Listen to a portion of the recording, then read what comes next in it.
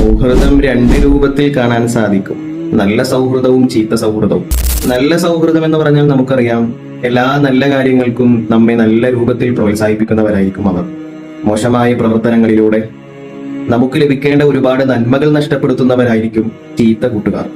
ഒരു വിഷയം ശ്രദ്ധിക്കാനുള്ളത്, നമുക്ക് എപ്പോഴും ഉപദേശം തന്ന് നല്ലതിലേക്ക് സൂചിപ്പിക്കുന്ന കൂട്ടുകാരുണ്ടെങ്കിൽ അവരെ നമ്മൾ ചേർത്ത് പിടിക്കണം. അവൻ എപ്പോഴും എന്റെ തെറ്റുകൾ പറഞ്ഞു തരുന്നവനാണെന്നതിന്റെ പേരിൽ അവനെ ഒരിക്കലും ഒഴിവാക്കരുത്. കാരണം നമ്മളുടെ നന്മയാണ് അവൻ ഉദ്ദേശിക്കുന്നത്. അതുകൊണ്ട് തന്നെ സൗഹൃദം നന്മയാണ്. അതേ സമയത്ത് മറ്റൊരു വിഭാഗത്തിനെ കാണാൻ സാധിക്കും. അവർ നമുക്ക് അർഹതപ്പെടാത്ത ചില വിഷയങ്ങളിൽ നമ്മെ കൂടുതൽ പുകഴ്ത്തുന്നതായി കാണാൻ സാധിക്കും. അങ്ങനെയുള്ള ആളുകൾ നമ്മുടെ നാശം വിതക്കുമെന്ന് ഹദീസ് ഗ്രന്ഥങ്ങളിൽ രേഖപ്പെടുത്തിയതായി കാണാം.